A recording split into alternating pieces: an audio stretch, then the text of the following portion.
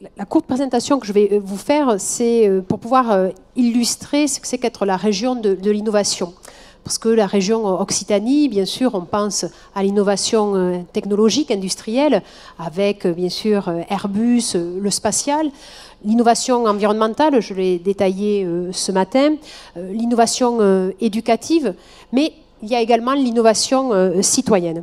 Et je pense qu'en tant que politique, il faut avoir le courage d'avoir une analyse très lucide de là où nous sommes dans cet instant démocratique. Donc la crise démocratique, cela a été développé ce matin, rappelé la montée des extrêmes, la crise de confiance et l'abstention, et aussi, ce qu'elle explique, une crise d'efficacité face aux nouveaux défis. On entend souvent nos concitoyens nous disent « mais la politique, ça ne sert plus à rien, il n'y a pas d'effet, vous n'avez plus le pouvoir ». On a aussi souvent le sentiment dans la population qu'il y a un système de clan entre les politiques et le reste de la population. Alors moi, quand on me pose la question, puisque depuis quelque temps c'est souvent une question qui se posait, est-ce que vous êtes de l'ancien ou du nouveau monde? Et je réponds que je suis dans le monde du réel. Voilà, je suis dans le monde du réel, en proie avec les problématiques de mes habitants. Juste un chiffre, parce qu'il faut aussi rappeler, sur les élections régionales de décembre 2015, en France, il y a 76% des jeunes donc 18-24 ans, qui ne se sont pas déplacés. Ils n'ont pas voté, les 3/4 des 18-24 ans. Donc là, ça vous remet clairement sur le bon niveau, et on se dit qu'on a un vrai souci. Et plus d'un tiers des Français qui considèrent que le régime démocratique est irremplaçable. Donc 36%, c'est pas beaucoup. Rappelez également que pour le deuxième tour des présidentielles, c'est 26 millions de Français qui ont choisi de ne pas choisir, soit par l'abstention, soit par le vote blanc. Donc face à cela, il faut agir. Il faut être conscient que nous sommes dans une période difficile, mais qui nous demande à tout prix de la réaction. Il ne faut pas être dans le fatalisme, il faut qu'on se prenne en charge, être conscient de nos erreurs et engager un nouveau moment démocratique. Parce que nous le voyons dans le monde, la démocratie reste quand même le modèle le plus solide. Et comme le disait si bien Winston Churchill, la démocratie, le pire des systèmes, à l'exclusion de tous les autres. Donc on doit repenser la chose publique. Alors au niveau de la région innovante, donc région citoyenne, nous avons décidé de mettre en place un cycle. Tout d'abord expliquer à quoi ça sert la région, parce que je ne me fais pas d'illusions, même ici en Comminges, qui est ma terre natale, où en effet on m'appelle Carole, par moment on ne sait pas si je suis présidente de région, présidente du département, certains croient que je suis encore ministre ou député, enfin, je suis un truc en politique, où en général quand il y a un souci on vient me voir et j'essaie de le résoudre, mais après, à quoi ça sert la région? La plupart des gens ne savent pas. Donc il faut expliquer clairement, il faut continuer la pédagogie en disant simplement, voilà, la région, c'est l'éducation, les transports, l'économie, la transition économique, écologique, les départements, c'est le social, c'est l'aspect des routes, les collèges, ainsi de suite. Et expliquer vraiment ce que nous pouvons faire. Ensuite, c'est écouter les citoyens, c'est-à-dire aller en proximité, ne pas avoir peur d'affronter, même dans des périodes où les politiques, on n'a pas la cote, eh bien, il faut être toujours à portée d'engueulade, c'est important. Il faut, après, bien sûr, agir et innover, c'est-à-dire se poser comme impératif de ne pas reproduire les mêmes réflexes, de ne pas être toujours dans le même carcan. Les politiques, nous devons bien entendre le message qui nous a été envoyé, on s'est pris une sacrée claque l'année dernière sur bien des aspects. Donc on doit dire qu'on est en capacité de rebondir, en capacité de se réinventer et donc d'innover sur l'ensemble des sujets, sur par exemple voilà, l'alimentation, on l'a démontré, sur également l'innovation, sur la transition énergétique, sur le tourisme. Tout à l'heure, cela a été dit. Le premier FAB tourisme est à Nîmes. C'est la région voilà, qui l'a soutenu, vous le connaissez. Ensuite, il faut bien sûr faire connaître rendre compte, parce que oui, quand on est en responsabilité politique, on doit rendre compte, et quand on est un politique, on sert les autres. C'est cela la première des choses. Pour faire de la politique, il faut aimer les autres, il faut avoir le goût des autres, et donc on doit avoir cette volonté de servir, d'être au service. Et donc on doit rendre compte, et donc on doit évaluer les politiques, et c'est même aussi la grandeur de la politique, c'est de savoir par moments se rendre compte qu'une politique n'est pas à 100% applicable ou bien appliquée, et il faut savoir l'ajuster, parce que nous devons avoir aussi une agilité. La chose publique doit être également agile. Après, il faut mobiliser durablement, partager et créer un collectif, et pas être juste dans des slogans, dans une cosmétique de la démocratie citoyenne. Et ainsi, on arrive donc à donner confiance, crédibilité et sincérité. C'est absolument indispensable de permettre de nouveau aux citoyens de croire dans leurs représentants, dans leur sincérité, dans leur engagement.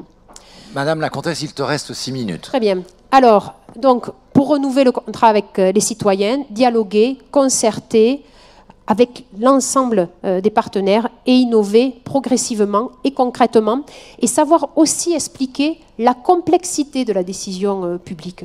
Parce que les raccourcis amènent et facilitent les populismes. Et donc, on doit aussi vraiment sensibiliser le citoyen et faire preuve de pédagogie sur la complexité de la décision.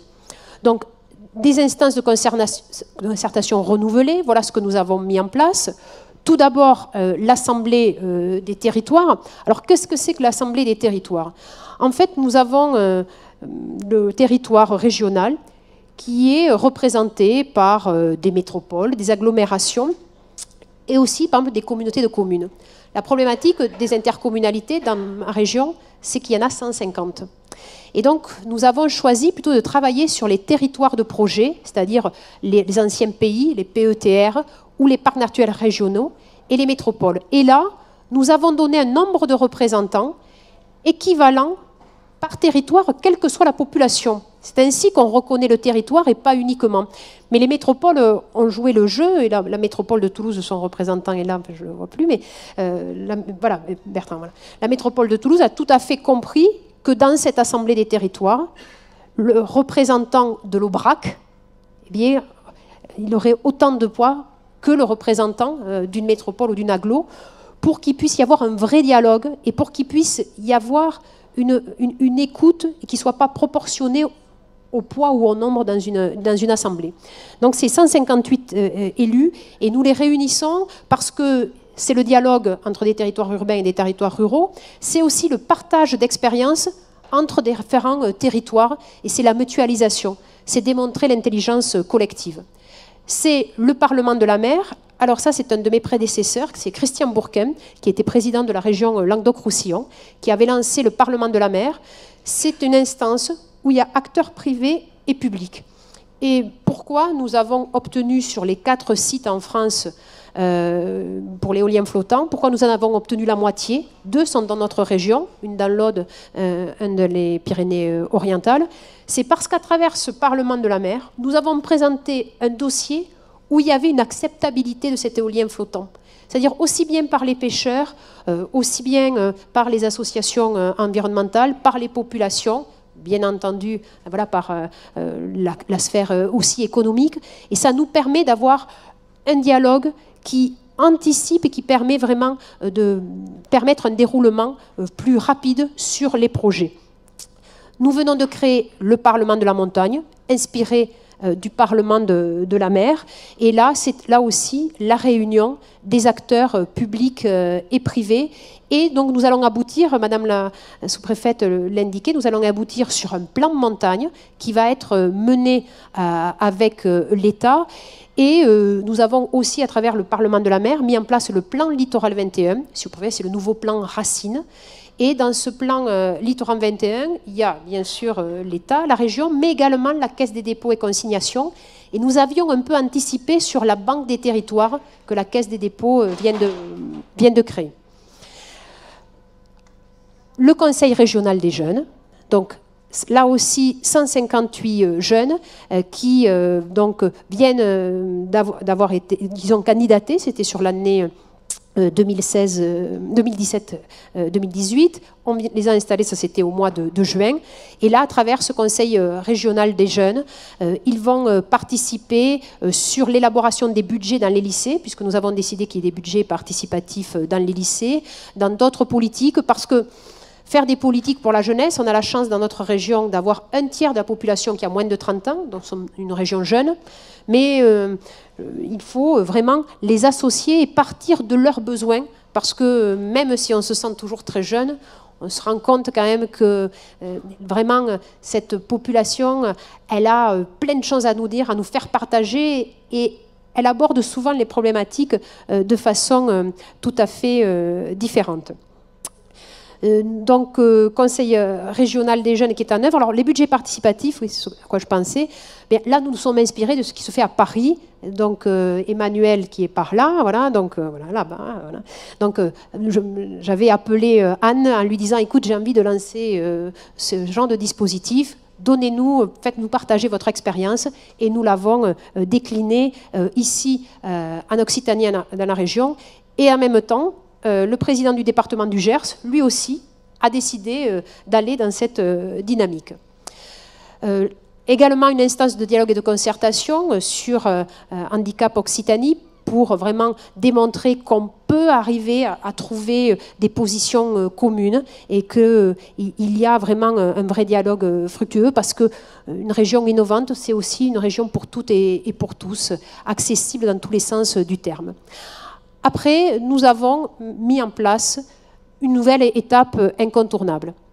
Donc, nous avons concerté sur le nom et le logo de la région, en ayant 250 000 votes pour le nom de la région, donc c'est Occitanie, et donc c'est cette jeune fille qui a créé le logo de la région, qui était élève dans une école de graphistes. Voilà. Nous avons fait les états généraux du rail et de l'intermodalité sur l'année 2016, qui nous ont permis d'avoir un plan d'investissement sur les prochaines années. Et c'est pourquoi nous sommes très impliqués sur la question des mobilités, des liaisons sur l'ensemble des territoires.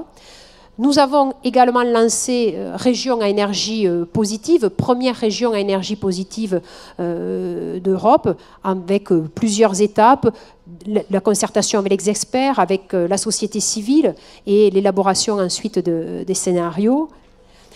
Occitanie 2040, c'est le SRADET. Alors, qu'est-ce que c'est cet affreux acronyme? Le SRADET, c'est le schéma régional d'aménagement du territoire, qui est obligatoire pour la loi. Et comme j'ai peu de goût pour les schémas, j'ai dit on va en faire un document qui va être de mobilisation, c'est Occitanie 2040. Et nous avons mis en place des MOOC pour justement permettre d'avoir cette mobilisation forte. L'alimentation, voilà, je voulais indiquer un vrai questionnaire, des ateliers territoriaux, 55 000 questionnaires remplis. À partir de l'analyse de ces questionnaires, nous allons présenter plusieurs plans d'action au choix, votation citoyenne en octobre à l'échelle de la région. Et ensuite, à partir de l'indication que va nous donner cette votation citoyenne, nous délibérerons en décembre sur le plan d'action de l'alimentation, avec la question des plateformes régionales, la structuration des filières, la lutte contre le gaspillage alimentaire. Et puis, innover vraiment, nous devons aussi dans les outils de la citoyenneté, avec une information regroupée sur la plateforme numérique la région citoyenne.fr, nous avons approuvé une charte de la citoyenneté active. Nous sommes en train de travailler, puisque le mois de septembre, dans une collectivité locale, c'est là où on commence à travailler sur les budgets. Donc je vais avoir d'ici 2 mois le rôle de l'arbitrage. Mais donc nous construisons l'ensemble de nos budgets de chaque direction, avec à chaque fois une part de budget participatif dans toutes les directions, ce qui est une révolution en matière de culture territoriale, puisqu'on était très habitués à faire nos budgets en vase clos. Et puis également des réseaux citoyens. Parce qu'à travers les 2 ans d'expérience que nous avons sur cette mobilisation citoyenne, il y a une vraie envie de s'investir. Une vraie envie de s'investir s'investir de la part de la population, quelles que soient les tranches d'âge, sur des sujets très divers. Et en fait, cette chance que nous avons dans les territoires d'avoir des initiatives, une envie de participer, nous devons l'organiser à travers les réseaux citoyens. C'est donc ce que nous allons mettre en place parce que nous avons dans notre administration une direction de la participation citoyenne et nous avons voulu également être pilote et être vraiment innovant dans le cadre du management interne, c'est-à-dire que nous avons décidé qu'il y avait une autre forme de management en interne avec plus de délégation, plus de transversalité et donc nous avons une nouvelle culture d'entreprise qui est en train de naître au sein de la fonction publique territoriale de la région. C'est bien de démontrer que la fonction publique, elle est tout à fait en capacité de s'adapter à de nouveaux modes de fonctionnement, où on n'est pas forcément sur le vertical, où on peut développer donc, le système de délégation. Et je dois bien entendu donner l'exemple, c'est-à-dire que tout ne me remonte pas. Et j'ai la chance d'avoir une équipe d'élus régionaux qui sont très compétents, qui s'investissent, qui bossent. Donc il y a des délégations aussi, y compris sur la prise de décision, parce que quand on est présidente, on fixe un cadre, et puis après, on doit faire confiance. C'est ce que je demande à mes directeurs d'administration, et donc, bien entendu, c'est ce que je dois appliquer dans mon propre équipe d'élus. C'est absolument indispensable. Donc, on a le lab avec vraiment des référents, des ambassadeurs dans l'administration pour vraiment porter les bonnes pratiques innovantes. Et c'est ce que nous allons faire au niveau de la population, c'est avoir des ambassadeurs à travers ces réseaux citoyens. Chaque ambassadeur va choisir la thématique qui l'intéresse et on va organiser vraiment des rencontres qui vont prendre des formes très différentes selon les territoires. Ça pourrait être des cafés citoyens, des réunions parfois publiques plus classiques, au cours de manifestations, pour qu'il y ait un dialogue et vraiment une interaction qui soit forte. Donc, il faut renouveler la démocratie et quand on est une élue, donc on a une part, on nous a confié une part du pouvoir que tous les citoyens nous avons, eh bien il faut toujours se rappeler d'une chose, c'est que la démocratie, c'est le gouvernement du peuple, par le peuple, pour tout le peuple. Je vous remercie. Merci. Merci beaucoup, Carole.